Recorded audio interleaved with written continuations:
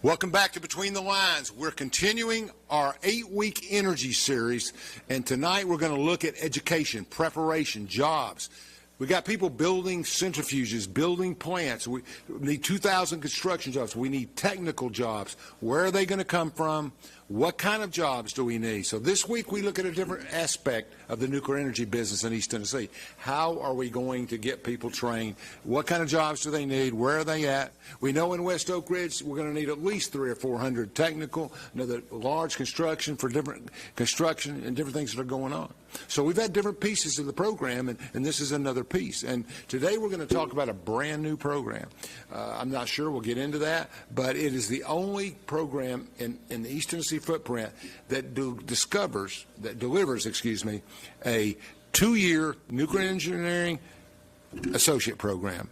And the director of that program is with us today, right? Joe Stainback. Yes. Help me again with the badge. Joe Stainback. Stainback, S-T-A in the back. There it is, folks.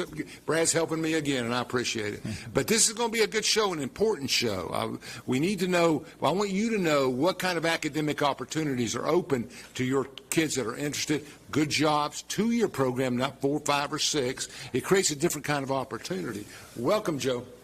I'm glad you're here. Joe has 30 years experience in different. Tell us a little bit about yourself. Where'd you grow up? So I grew up in Virginia, Richmond, Virginia. Okay. Half of that in the city, and half of that was working tobacco farms down in South. If you work at a tobacco farm, you can do anything. Yeah, that's right. It gave me a lot of soft skills there, that's for sure, in working tobacco. So I grew up in that region and went to school at Old Dominion University in Norfolk. Well, yeah, my buddy played baseball there. And then went directly to work for Babcock & Wilcox, which eventually changed their name to BWXT. Yeah. Spent my entire career, 30 years with them, 20 years building nuclear reactors for the Navy, and then were you in the Navy?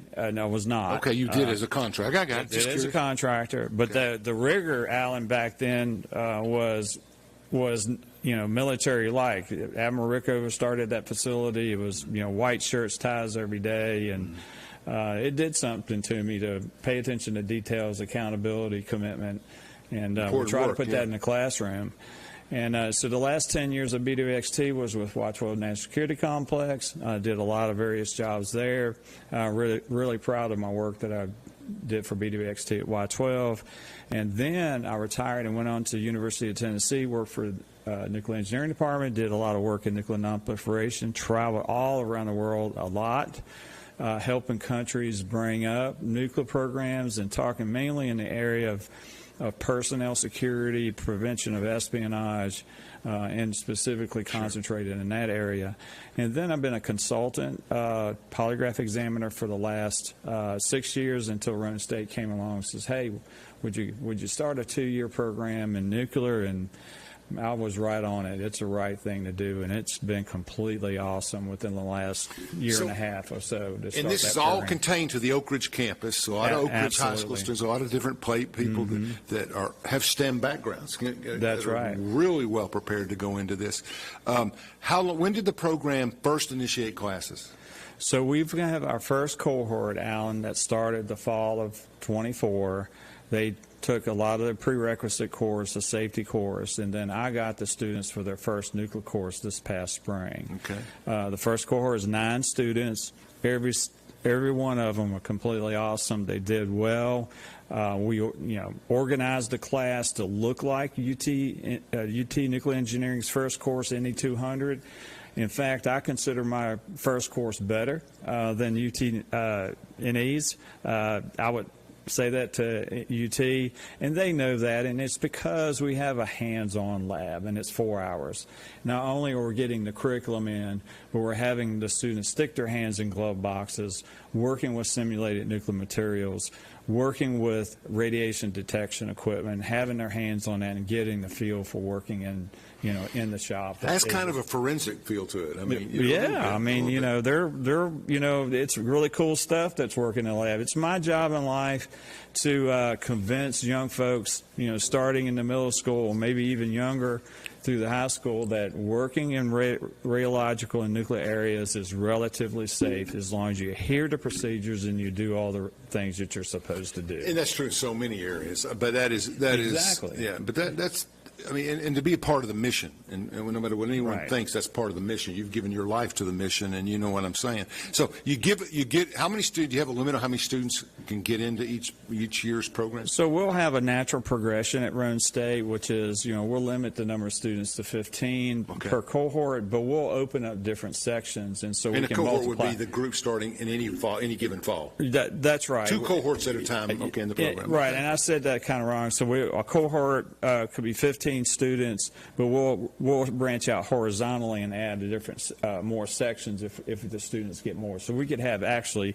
a lot more students in the second cohort if we need to, by opening up 2 courses at different times, so that we can limit the classroom and have that good teacher to student ratio. Is there additional cost to the program beyond what we would normally call free college from hopes and promises and everything, or would it fall under the same category? I know you have lab fees, but I mean... Actually, it's a little opposite than that. We have some grant funding that the first cohort's paying for. That will eventually run out. But right now, if students are interested, we'll make sure that we go through the financial aid process, make sure we capitalize on the Tennessee incentives, but we do have some funding there from some of our grants to pay for a lot of things. So are there no additional, extra, I'm sorry to interrupt you, are there additional costs No. to be, to the university, to the school, to the college, community college, to put them through this program that No, would sir. say an English program or a nursing program? No, sir, not at this time. Okay. Yeah, so it's no additional Because you got cost. grant money to cover most of the lab That's costs. right. That's right. A lot. A nuclear, even if it's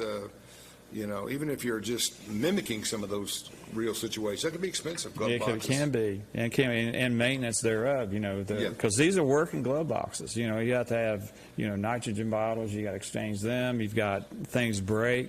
So you'll have an ongoing cost within the lab to maintain the equipment. And also radioactive sources have half-lives, Alan, so you'll bring in radioactive sources, do the radiation measurements, and then over time we'll have to replace those as well. So there's some ongoing costs we'll have to deal with. Well, you got 9 students. Where did they come from? Great question. My demographics of my 9 students couldn't be any more perfect. So I've got the traditional students coming out of high school. I got 2 individuals who are mid-career. One's working at Ornell. The other one is mid-career to reskill herself to better her career. And then I have also a high school student. It's called middle college, which means he will graduate. If everything goes to plan, he'll graduate high school and the nuclear program at the same time. Wow. And so that demographic of my students, yep, exactly. So he's working real hard, and no issues with the program so far, and we'll make sure that he's successful. My father spent 35 years at Ornell from the Manhattan Project in 43 on until his death. Fell through his office door, 61 years old. So he was there. He gave his life to that. But my question would be, knowing a little bit about radioactivity, knowing a little bit about all of the different projects and radioisotopes and all the things that he worked in, et cetera, what kind of entry-level jobs can these individuals that come through your program, what are you working with the plants to fill? Like, what are they telling you? We need more of this, we need more of that. How does that shake out? So it's a wide aperture, Alan. We've designed this program that it's nuclear and radiological science. Okay. And that wide aperture will allow a student to do a number of things. Let's go through them. At Y12, you can be an engineering technician. You can be a technician working for an engineer, process engineer, doing the things that an engineer would assign to a technician, to go out in the shop floor, perhaps revise procedures, but not create procedures, as an example. Another area is one of the main drivers to this program came out of ETEC, the East Tennessee Economic Council, where Y12, Ornell, and others got together, and we have a need for radiological control technicians, RCTs, and that was one of the main drivers that started the program. So an RCT would be, working at Y12 or Ornell or UCOR. Obviously, we want to be careful what we describe, but what would they need RCTs for? Which areas? A better question is, where did they get them before you started your program? Where do they hire those people from? A lot lot of them are homegrown within, take years of experience, and then they take the test, and they're within the RADCON department. From my experience, within the RADCON departments, and they groom them internally. And to that point, what we're trying to do within Roane State is, especially with having a lab, is we educate the student, go through the lab operations on RCTs, and maybe have some experience from that would exempt them from the experience requirement. And the jury's still out on that because each site has its own experience requirement, but I'm hoping to have students who are very well versed in handling instruments and going out in the field to do radiation control type of things. We hold our RCT to a higher standard because they have the ability to stop operations, have a discussion with operations with what's safe and what's not, and we're going to generate a caliber of a student that can do that with this program. So RCTs, but going down the path of other positions would be we've got equipment technicians. We've got TVA that's going to have SMRs here, so we want to have technicians that could work out in the field for. What would they do for an SMR employer? So that would be for a commercial reactor would be like in outages. A technician would go in and generate those procedures for taking things apart, making sure items are disposed of properly and writing those procedures as an example. And then there are various other positions as well, mainly in the procedure writing, so procedure the things generation. that you're training for, you have a nuclear engineering assistant, basically a 2-year program. That's right. Okay, that's one job. That would be more applicable to certain kinds of things. And another title or concentration you could get, what are the options for a student? Is everything nuclear engineering assistant, everybody graduates? Or something, we have a radiology type?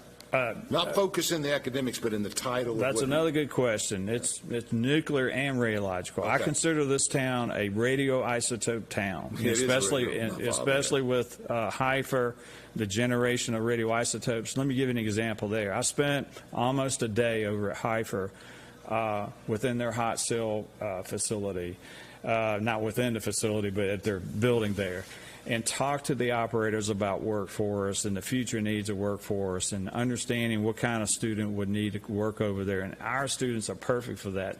To the point that within my lab, we'll have manipulator simulator to train the students to know how to do that. So yes, to your point is measuring and detection of radioactivity, but also handling high levels of radioactivity. So yes, radiological piece from a wide spectrum is part of the students who are going to come out of this program. So to that point, target development, processing the radioisotopes within the hot cells, splitting them out, packaging them, the things that they do at the hot cell facility would be part of what the students would come out. We have this other aspect called nuclear criticality safety. We have, like at Y-12, nuclear criticality safety officers who go down in the shop and make sure that operations are adhering to procedures to keep the area safe. So a technician coming out of this program could be a nuclear criticality safety officer. Would everybody that graduates from the program be called a technician? Not necessarily. Okay. I think it depends on their job description. Yeah, okay, that's fair. Who are the vendors? Who do you see, let's say when you get at Roane, you're putting out 30 jobs a year or 15, whatever. Who are you sending, who are calling you saying, we need more? Who's going to be the big vendors in the area? UCOR, Y-12, and Ornell are my big customers. Yeah. And, let me mention this point. They're all on my advisory board. And so this is not like me guessing. And I met with them individually in their HR to understand their workforce needs. So my advisory board are made up with the big guys, also the, Energy Solutions, MS Technology. We've got TriSoX as part of my board. Who am I missing here? We've got. So cleanup would be a big area. Omega Tech.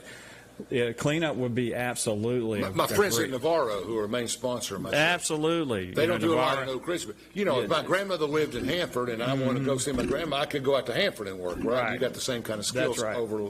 That's right. I got you. And so we've, yes, technicians, throughout the smaller, staff aug, and then in addition to the big guys as well. Yes, sir. So I see it be. I mean, just I'm learning like everybody else. I think cleanup is going to be because you start talking about testing radiology. That's basically what those folks do. All of them. They're going. I mean, if you train somebody for that, and you look at a Hanford and you see plutonium, and then you come over here and you see uranium and stuff, are they going to be prepared to go? Is it the equipment that they learn, or can they go in and do the same thing? In my opinion, they're learning everything about radioisotopes, Alan, and whether it's plutonium or whether it's uranium. We know they're different kinds. And they'll understand the difference.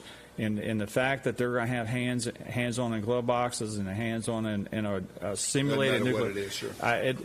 They are, being at Los Alamos and consulting with them, there are some unique things of automated systems to make sure that you keep the distance from the processing of plutonium.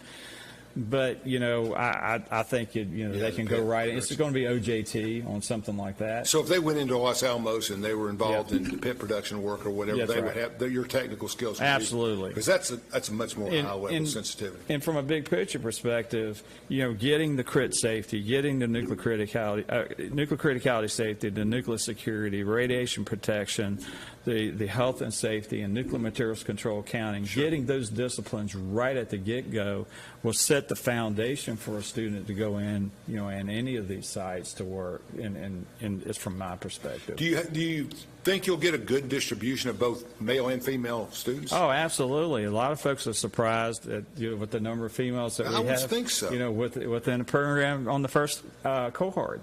So we have 3. I've had 300 interns over the years, probably a pretty equal mix. I'm sending.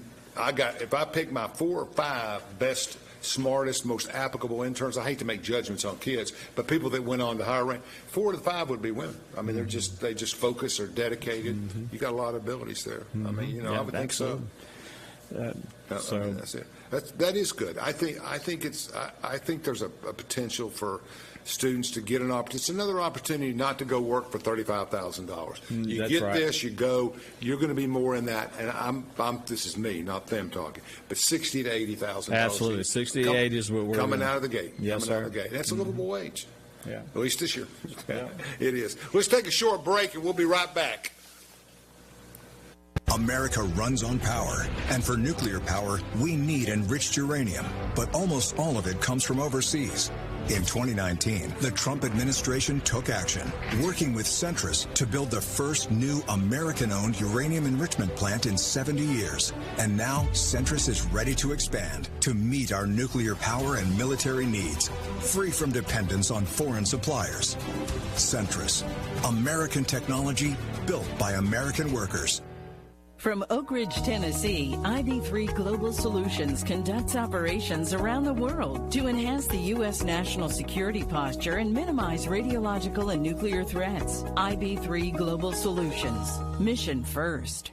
Feeling overwhelmed with your business finances? At P&L Business Services, we handle all your bookkeeping, payroll, and tax needs. From federal tax returns to QuickBooks training, we've got you covered. With over 25 years of experience, we provide customized packages to fit your business. Focus on what you love most, building your business. Let us take care of the rest. Call 865-294-4792. P&L Business Services, empowering you to grow your business.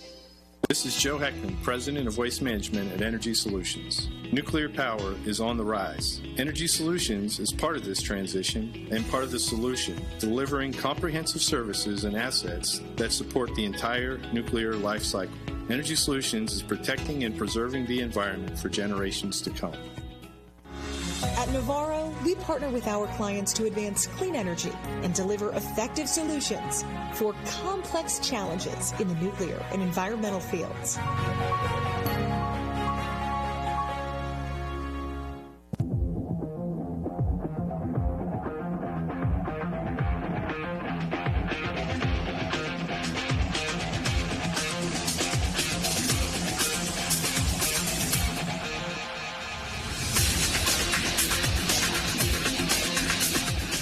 just talking about different opportunities during the break and just a lot of stuff, rad exposure over the years and stuff. But we're going to go to a slide or two here and just let Joe tell you what we're basically talking about in pictures. So go ahead. Yeah, Alan, thanks. Just to recap here, you know, the Roane State started this 2-year program basically last year. It got going in full swing. It's open. You know, students can apply at Roane State and get injected to the system, and so we're pretty proud of it. You can go onto the Roane State website, go to programs, go to engineering and technology, and click on that nuclear technology, and it's there. But I wanted to mention a couple things on this slide here, which is we do offer the program, you know, like I said, to the student that's doing it with the middle college and a high school student can get their 2-year nuclear degree at the same time they can get their high school degree. And a couple other things that we're doing, too, is that we're going to offer the week of August the 4th a 1-week certificate in nuclear. This is for, you know, students who have graduated in the chemical technology, engineering technology program, who are, you know, interested in nuclear. They have the chemical technology program, but they want to get exposed to the nuclear side of the house, or like engineers who are not nuclear engineers that have first started working in the various facilities to get a lot of things that they don't know into a certificate and that program. And then in addition to that, which is not on the slide, is that we're doing 3 modules for TCAT as well. We're going in, spending 3 days with TCAT, you know, like a maintenance technician. Define that acronym for everybody, TCAT. Gosh, Alan, you catch me off guard. It's the Tennessee, you catch me off guard. What is it? Do you know what they do? The TCAT is the 1-year program. TCAT. Okay, That's all. That's good. TCAT. Applied Technology, and it'll come to me in a minute. That's all right. They're the 1-year program that welders and maintenance technicians. Yeah, I know the program. And you know, they're under TVR as well. So they're very strong program, great partner to us at the community college level. And what we're doing is we're going in as the as subject matter experts in nuclear and spending 3 days with them, full days, and teaching them some basics in nuclear if some of those technicians would want to come to work in Oak Ridge. And so we're doing that. And then I wanted to comment also on the plans for matriculation to University of Tennessee Tech and UTK. As soon as we get a couple of years under our belt with the program, our courses will matriculate to the 4-year program down the road. A couple of other things, TBR has approved the program. Like I said, our first core is 9 students. The curriculum is rock solid, very confident in our curriculum that we've established for the first semester. We're working on the second semester now. And then our nuclear operations lab is really pretty awesome. We've got a lot of attention, attention to our nuclear operations lab. The glove boxes that we've ordered for the nuclear operations That's the lab, glove box up in the middle left up there. It looks like a washing machine with 2 eyes. That's exactly right. They're nuclear-grade glove boxes, Alan. They're going to be connected, exhaust to the outdoors. They'll be backfilled with nitrogen. They have a vacuum pump on it. And the reason for that is if we want the students to work the discipline procedures within the nuclear operations lab. And that, a student coming out working those procedures will have that acumen, especially working at Y12 at UPF, starting out there. So a couple other things there. UTK donated their commercial reactor simulator. That's down there on the bottom, a little bit to the right there. We'll teach, we're going to absolutely teach the fundamentals in commercial reactor power generation and use that simulator to do that. We have some fume hoods. We have a vault that looks like a uranium storage vault, and that's important because there's some nuclear criticality safety aspects of that and nuclear security aspects that we would teach as part of that. Rady, our robot, will have 2 of those, 2 quadrupeds. That's our guy down in the corner, right? That's right. Do you give them names? Yeah, we give I got to give them names. So we're the Raiders, so that's Rady. Who? Reagan? Rady. Rady, R-A-D-Y, right. rock radio. R-A-I-D-Y, that's right. And so we're, after the Raiders, we call them radium. It's a little bit of play on words, too, for radiation, isn't it? I thought so, yeah. So Rady, we've been doing a lot of promoting of the program with Rady, but the whole point is of having the quadruped was me spending a lot of time at Ornell's radiation detection department. When I was over there, they have 2 Boston Dynamic quadrupeds, and they use those to go out and do remote radiation detection. And I said, I want quadrupeds as part of this program so we can do the same thing. The only difference with this program is that we'll use simulated radiation detection equipment and simulated radiation sources. In other words, I can put these transmitters out in the field, outside, or in my lab, and it would emit radiation, but it's simulated. And so I use simulated detection equipment that looks like real detection equipment. Waves, okay. And that way the student gets the feel of the monitors going off, and the sound, the amount of radiation, and they would, react, to that radiation detection when I send to do that. So we have a lot of variants of that. We're going to put simulated radiation detection equipment on Rady, but we also have, you can barely see it, but in that center picture is a mannequin back there. His name's Freddie. Freddie. Yeah, and so Freddie back there is it's a company, Teletrix. They make the simulated radiation detection equipment. And so what we do there is that we use simulated simulated radiation detection equipment that uses AR and VR technologies to teach the student to do proper frisking, because we don't want students to do what we call turbo frisking, because they can miss if a person has any outside contamination. So I can assign some radioactivity to Freddie anywhere on its torso or body, and then the student's job is to find that radioactivity in a simulated manner. My father was from the days when they took you, put you in the thing, and they just washed you down. You came out of something, they would powder you, they would do whatever. You've seen it in movies, but my father went through that in the 40s and some of that stuff, and that's been replaced, I guess, by now. Yeah, we're a little bit more sophisticated out today. I mean, we wear a lot of PPE.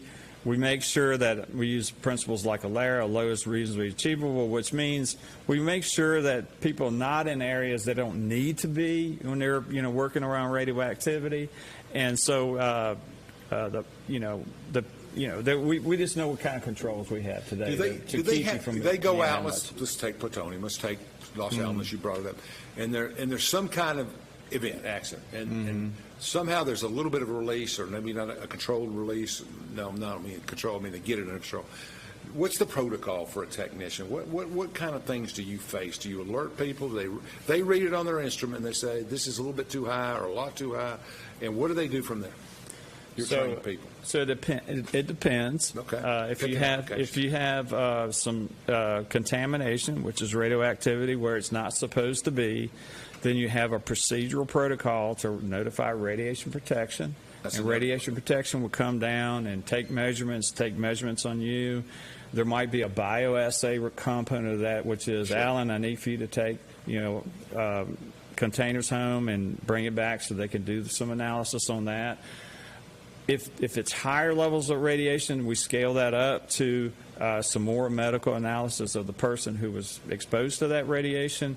And then if it's even higher than that, if it becomes a criticality where we have a lot of radiation, then a lot of alarms will go off, and we get trained over and over and every year how to evacuate an area. If they're exposed to this training? Yes, we will have scenarios within this program. Don't want to let a whole lot of contamination. Simulate a criticality to where they all have to evacuate.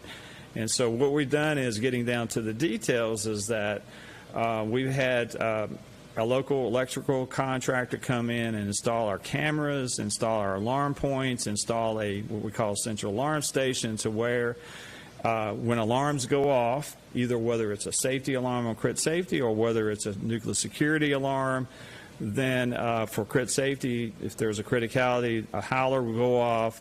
We're not going to alert the whole building, but we'll alert this area so that the students will learn how to evacuate.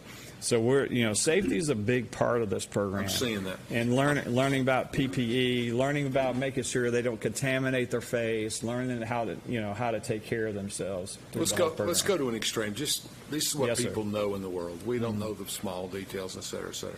So I was in graduate school when 3 Mile Island happened, and it's so funny because the movie that 6 months earlier said it could render an area of western Pennsylvania, and I'm thinking that was prophetic. But anyway, so you go through all this, and now they're just not going to reopen it. They've obviously solved all the crisis, et cetera, et cetera. But I guess when I think about it, I think if you get a situation, not as extreme as a rod being exposed, but you get an extreme that's critical and health threatening, et cetera, et cetera. Are your people respond to that level to be able to participate some? As far as on the like Joe, go measure outside around the building to see if there's anything out there. Yes, they could. Yeah, absolutely. A technician out of our program could work for an emergency management organization to go out and respond to an area where you had a radiological dispersal device that's gone off, like something blew up.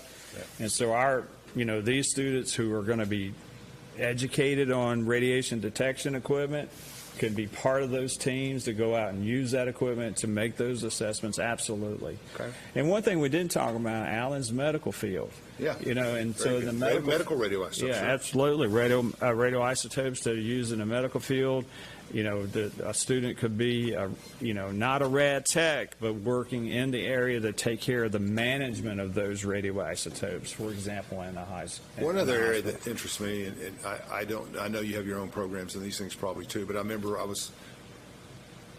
Austin Peay got ahead of the game a little bit about 10, 12 years ago. Mm-hmm. But the world, is there a role of robotics? You have one, but how does... Now, I know there's robots involved because you can't send people in certain areas. Mm-hmm. But in robotics, the interaction with those robots, the reading of the material, orchestration, coordination, do your people have any interaction with the robotics like that? Yeah, so taking a step back for Roane State, we have our megatronics program. We look at our, technical programs, including our chemical engineering technology program, our megatronics program, which consists of a lot of robotics. And that's within what department? Yours? It's in various. Well, yes. Our math and science department has the megatronics, the chemical engineering technology department, and our program, and then my nuclear program.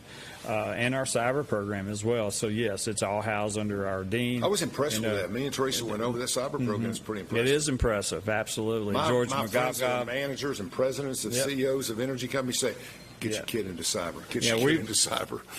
We consider all those programs, our environmental health and our project management is our big Power 6. I don't know if they mentioned that too, but that's our.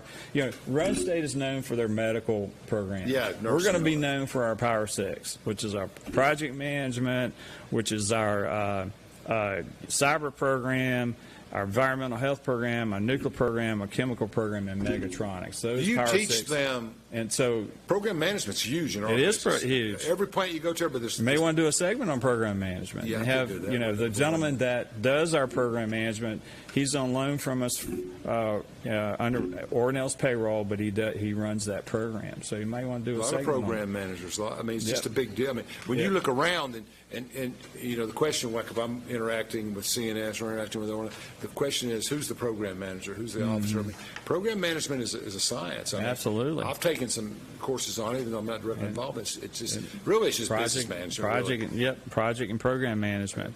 And so going back to your question, my point is megatronics courses are elective to the nuclear program. Oh, I got you. And so we want to make sure we have students that understand some programming, some coding, understand how to program that quadruped, understand about electricity, because if we're going to have technicians coming out of this program that has that soft skills, we want to have them to have some of that, as far as the megatronics program through those electives. Yeah. So robotics is part of an elective that they can take. Okay, so we're going to take a break, another one, and we'll be back in 2 or 3 minutes, and we'll talk more about Roane State's nuclear program. America runs on power, and for nuclear power, we need enriched uranium, but almost all of it comes from overseas.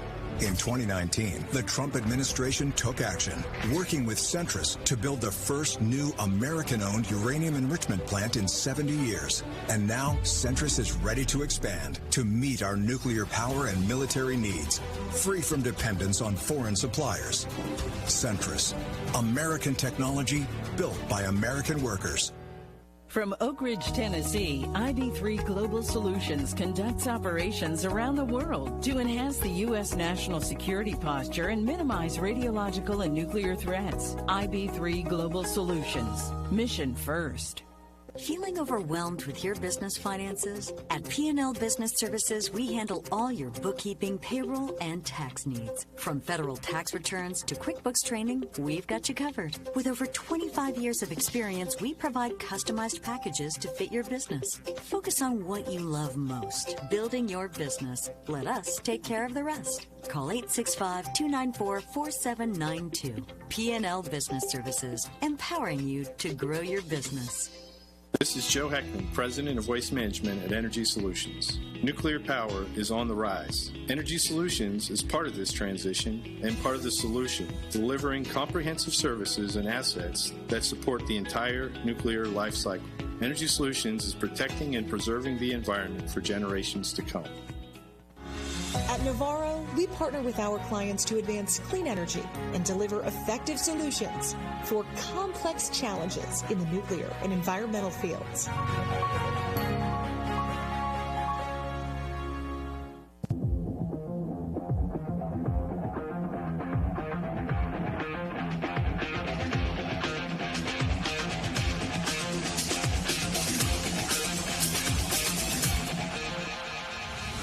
Welcome back to Between the Lines. We're doing our energy series, and this is segment number 4.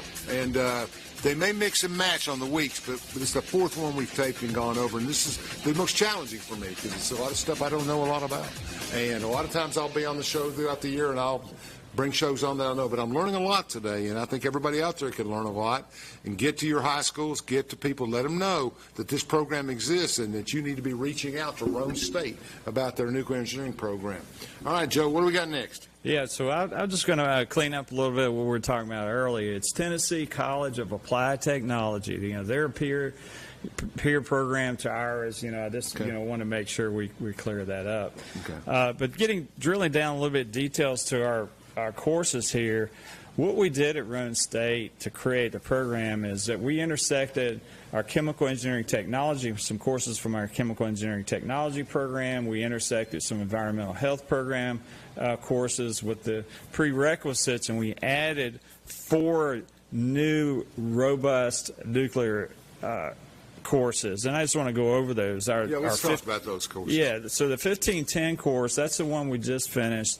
That one looks like UTK's NE200 course. It has, anywhere from the splitting of the atom to the equations, balancing of the energy to the safety disciplines that I've already mentioned like many times, crit safety, radiation protection, nuclear security, health physics, and we put all of those into the classroom.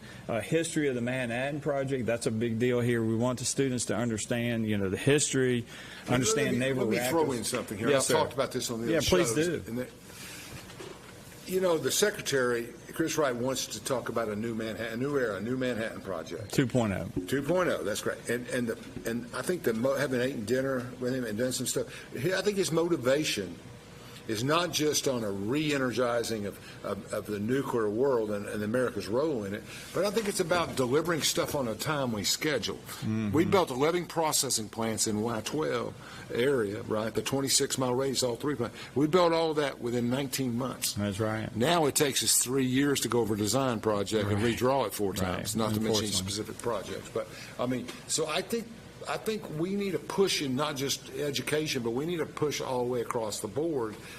And I think you mentioned Manhattan Project. I think that kind of energy and that kind of schedule and that delivery is going to take a different mindset. Yeah. We're going to have to think production. We're going to have to think going. And we're just not going to have the leisure we've had in the past. I think Chuck said that, Congressman said on a show a couple weeks ago, he said, Bottom line is, we just shut down in the 90s after the peace treaty. We just said we don't need this anymore. We're going away, and we didn't put the emphasis on that kind of stuff that Russia and China and others have done. Right. I threw that in on the Manhattan Project just so our listeners will understand that we're going to need more and more of this if we're going to meet those challenges. Right, and if I may just inject an opinion here. Yes, please. Alan, is that I worked on naval reactors over the years, and one of the best things I think we did to reduce cost is remove the bureaucracy between the design lab and the manufacturer, and we closed that gap by reducing the risk of making a decision on a technical requirement. For example, we got together, we worked it out between us, and we got down to what the real reason is why we have a requirement. I would like to see the regulators on the NRC side and the DOE close that gap a little bit, reduce the cooks in the kitchen, get down to... We call it referees. Me and Congressman Officer said we don't need 7 referees at a basketball game. That's we need right. 2 or 3. That's right. And we need to get the thing moving. Exactly. But they're paid to deliberate, and that's what they do. And, right. They had he had a press conference last month at NRC, and he said they're going to speed things up. Yeah, and so that's the charge. And this is no disrespect to our, these agencies at all, but this is, kind of that process, what I call process balanced design, which is working together to that specific requirement and being right there at the table.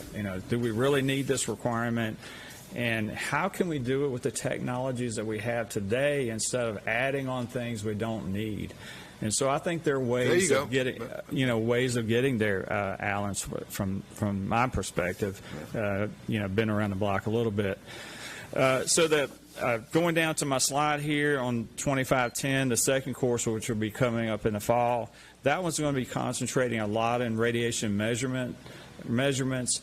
Having the students looking at radiation spectra on the computer screen. General, let's go back to slide 5, please.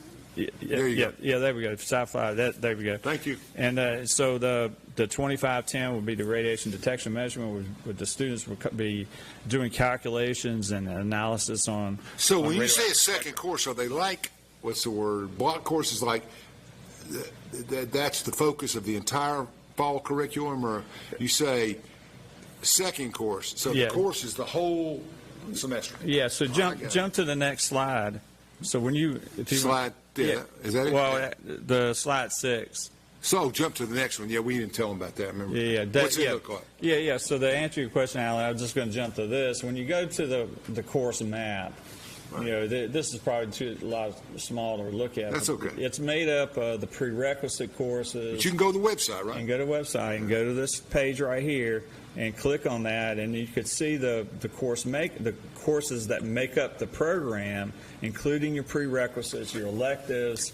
And my point is, I think I'm answering your question, is that the nuclear courses are spread out through the curriculum at strategic points.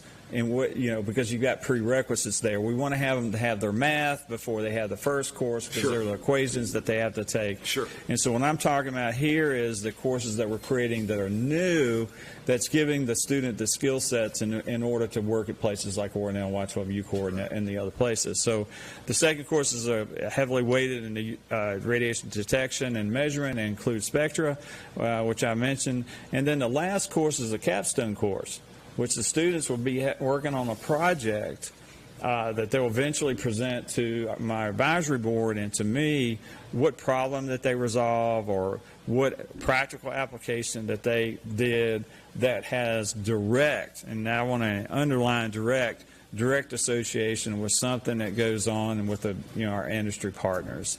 It could be, improving the training at UCOR on using the Teletrix simulated radiation detection equipment by doing this particular activity, for example, or even the quadrupeds itself. Sending the quadruped out in the field and detecting radioactivity on simulated, the simulated radioactivity like on drums and materials that are sitting out in the field. So the last course will be, having the alarms. I mentioned that before. The students will be working on their procedures and their discipline procedures, repackaging materials, filling out the paperwork, and then an alarm goes off, and then they'll need to know what to do when they do that. That's exposure to a lot of stuff. Absolutely. And then having that radiological technician, or what we call RADCON 1 and RADCON 2 training, they'll know how to, put on their PPE, don on and don off their PPE. Which is what? Their yellow coats, their booties, and all the things. They need to learn how to do it. And let me mention a small thing. This is my badge right here for my program. All of my students are required to wear their badge. Just like they would at Y12. Exactly. So they have their Roane State badge here, their badge holder. They have their Prox card for access of the lab. And Ornell liked this so much that they donated TLDs. These are our thermal detectors here for radioactivity in the area. They're simulated. But the students will get marked off if they don't have their badge and their TLD in the area. So we're kind of conditioning our students to make sure that they have their badges. Yeah, absolutely. It's a smart move. And so that may be the hardest thing to teach. When you go to my lab at Roane State, you'll see a locker for cell phones. And so they'll have to put their cell phone in the cell phone locker. Anybody knows you can't call behind the gate, right? That's exactly right. So when they go into the my lab's what we call a simulated MAA, which is a material access area. Sure. So when they go in, they have a staging area, which is a sally port. We have to make sure there's no contraband. Go into the change area, change into their PPE, and then cross over what we call the yellow and magenta line, which would be the radiological control area. It's all simulated, but it's emulating that what you would find. And so wearing the badge, locking up your cell phone. We had to think a little further than at Roane State because students have their backpacks too. So we bought them a set of lockers, and so they'll lock up their their stuff in their lockers. Or if we have visitors, we'll make them lock up their cell phones. Technically, anything can contaminate a lab. Yeah, you got to teach them keep stuff out. That's right, keep stuff out. Yeah, absolutely. You could contaminate the good stuff in there. There you go. So back to the going backwards a little bit. If we could put slide 3 back up now. Back to 3. There it is. And quick. So just to recap some of the good stuff that we'll be teaching within the program, the nuclear energy, nuclear science, about power plants. And one thing I failed to mention, Alan, is that partnerships have been completely awesome with this program. UT came out of the woodwork. I want to compliment Dr. Worth, Dr. Wes Hines, current director, Dr. Brian Worth, Dr. Wes Hines previously. They both want to see Roane State's program to succeed to the point of providing professors, which I know since I worked there, and I can call them up and ask them a question. I've included them in my teams for curriculum design.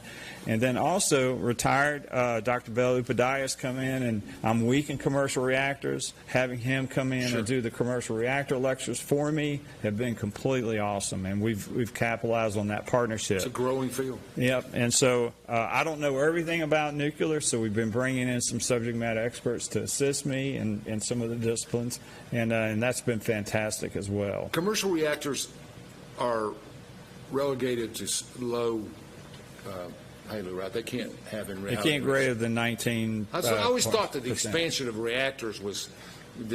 I'm an amateur, but that was a higher safety risk, was a thing. But it's really, when you keep it on the low end, it's not. Well, you have a proliferation risk. That's what I'm saying. Yeah. So you have the bad guys want to get a hold of that. Yeah, bad guys want to get a hold of that higher enriched uranium. So we keep it lower. But they can't access that very easily. And there's an international treaty. And there's an international treaty we have to adhere to that we don't do that. Yeah. The exception is a naval reactors program, but that's the exception. It's a military use. Yeah. Okay. That's interesting. Very interesting. And just getting a little bit more details, we concentrate on radiation protection and understanding, instruments. We already talked about all that, but just making sure that I'm covering, the list of things that we're covering in the program. Health physics, making sure, going back to my a lot of friends when I was a kid, their parents worked in health physics. I didn't understand what it meant, but that's okay. Just making sure that we know and understand the body and its relationship with radioactivity. That's where it's about there. And that's important in those facilities. Yep. Let me. We're going to take a break in a minute, but I want to come back and talk to you about reactors a little bit off of your curriculum, but a little bit onto your expertise of 30 years. Mm-hmm. And we'll come back and talk about that. Tell us the deadlines on registration. When should a person apply to be in your program? When is it too late? Your first graduating class, I presume, will be the spring of 26. Yes, sir. Spring of 26. So tell us a little bit about that. What are they got to get accepted into Roane State first. That's right. Go to the website. There will be a sign. What is the website? Yeah, the roanestate.edu. Do you have one for your own department? Yes. So let's get the engineering one up there. Yeah. Go to Roane State. We'll walk through that. Can you pull up the web there on Roane State? It'll take a few minutes for that. www.roanestate.edu. And so while we're doing that, okay. So student. One of the things I make a point of doing, Alan, is meeting with every single student and actually go through this slide presentation. Right. And so I want to make sure I'm answering all their questions about job opportunities, salary expectations, what they were expecting in the classroom, what kind of courses they're taking.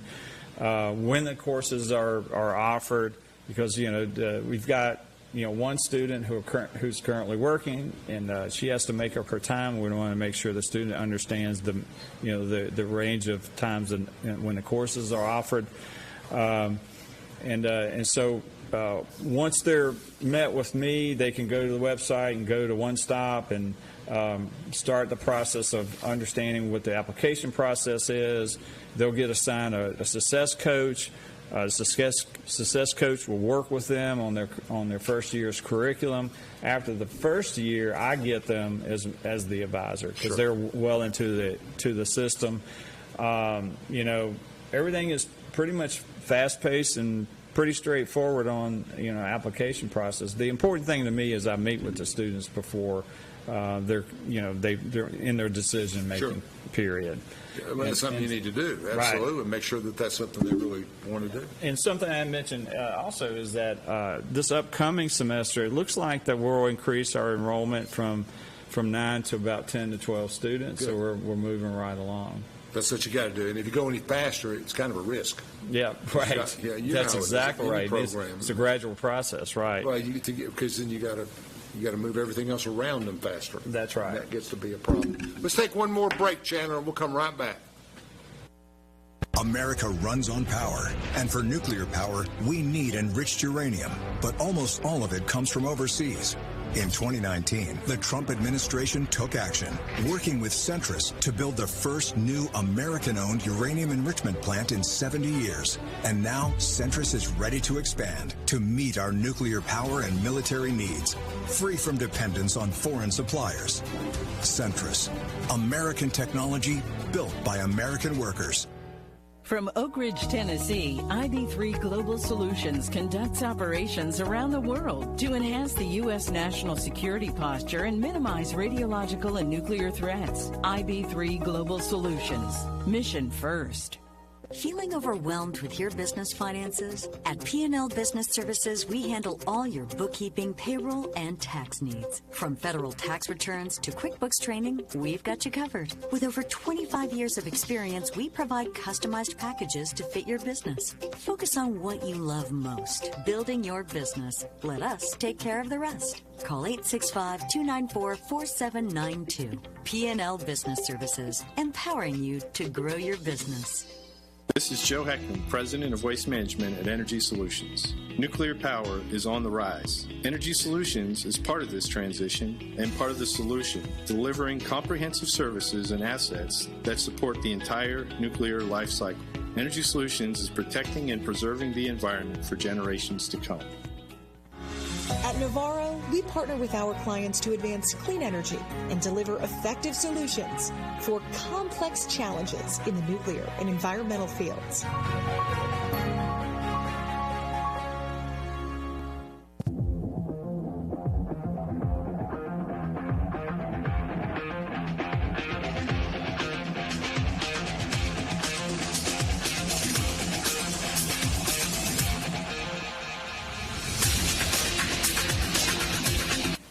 Okay, we're back, and we're talking again. We're still talking with Joe, and we're talking about Roane Stage program. But the last 6 or 7 minutes, we're gonna shift off a little bit. I do a lot of work, and you have in your career in NSA and the Department of Energy. And you look at the nominees, you look at the direction, and it's funny because almost every military person I see is an admiral, not a general. I mean, somebody coming out of the Navy. Admiral Papano is up now, contrary to what I said. Admiral Papano's up now, and others. Why is the Navy so important in all of this? You did work with the Navy for years. Yeah, so that's a great question, Alan. You know, I'm going to be biased toward the Navy. That's okay. That's what I want you to do. Yeah, exactly.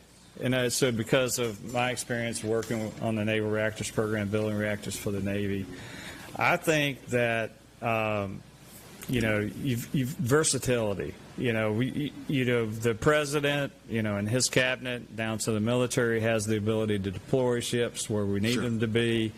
You know, when there's a conflict, you'll see a aircraft carrier and its a support group, you know, right there on it. You know, no disrespect to the other disciplines, but I think the Navy provides that versatility. And then you add the nuclear piece, which is reliability. And you have extremely reliable nuclear reactors with the Naval Reactors program, and the quality control, the rigor, the robustness to all those reactors. So the management that they within the Navy kind of prepares them to be ready to help lead nuclear stuff in all areas, you think? Yes. Okay. Yeah. There's some pretty impressive admirals who have done some work in that absolutely. area. You know, it's funny, real quick story. Admiral Rickover, historic. His secretary, young secretary in 20s, one of a pool of 4 or 5 or 6 or whatever at the time when they were running everything in the Navy. Later in life became mine when I was in Pittsburgh as a vice president of a very small company and warehouse, et cetera, et cetera. And I used to tease her all the time, you know, about me and Rickover being, and she used to look at me and she would say, "You're no Rickover." Right. I used to say, "I get that, I got that," and doesn't mean to mean just different kinds of people, you know. But you know, I thought well of him. Just commenting on that, I'm no Rickover either, and I didn't meet the gentleman. However, the facility that I worked at was one of his particular facilities that he paid attention to. And back when I started my career, which is white shirts and ties every day, you know, that I put into my classroom, you know, instilling that organizational commitment, you know, organizational allegiance, you know, and he was big on that. Commitment was another one. Accountability, making sure that we have that continuous unease in the nuclear industry, that we call out something as we see it, you know, and not be reserved. And, you know, just be open and frank, you know, with working in a nuclear facility is extremely important. And those aspects of Admiral Ricko, you know, I talk about what I call a nuclear culture. I actually call it integrated nuclear culture, which includes the safety, safeguards, security, and quality, as all of that surrounded as an integrated. And I was glad to see him come to light. President Carter obviously was a nuclear engineer. Oh, he was. And he was in Rickover's group, and, he was. He would talk a lot about it, and very bright man. And you know, and of course, and then my secretary was in that group too, and it just was, I mean, just an impressive group of people.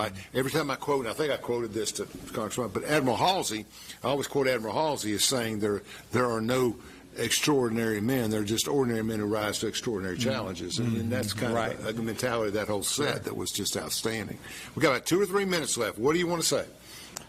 You know, I invite anybody to come to my program, Alan. I think, you know, we've got a robust new 2-year program. If you're looking for, you know, reskilling your degrees or don't have a degree, come talk to me, and we'll talk about the Where'd you get program. your PhD? I meant to ask you that. University of Tennessee. Okay, and your master's, and you said Old Dominion. Where'd you go for your master's? I did it while I was at BWXT, and that's George Washington University. Okay, I know it well. Okay, good schools all the way down the line, So GW and then University of Tennessee. And I got my PhD late. That's okay. I was 50. So that's the other thing. I encourage everybody to be a continuous learner, and it's never too late. I joke all the time. I have one degree, a bachelor's degree, and I have 90 graduate hours. which is assimilating to 3 degrees or 3 masters. I just kept going to school all the time. Didn't care about the I just wanted to learn, and you got to do that, and it helps a great deal. We got about 1 minute left. I want to thank Roane State. I went down and met with them. I was so impressed with this program. There's a lot of chatter about building and jobs, but only a few people have the opportunity to educate our young people and to provide people. And for you grandparents and parents, that means a lot of them get a chance to stay in the area and work here. Yeah. And there's great opportunities. Absolutely. And with your great experience, I think you'll have the dialogue with these companies. And I can see groups like UCOR and others really taking advantage of this because they need that entry level and that kind of stuff. I think it reduces what they have to do on site, that you've got them more prepared when they come, right? Yeah, agreed. That's it. Hey, thanks so much. We'll see you next week with another show of Between the Lines. Appreciate it. Thanks so much, Joe. I appreciate everything you're doing. Yeah, thank you.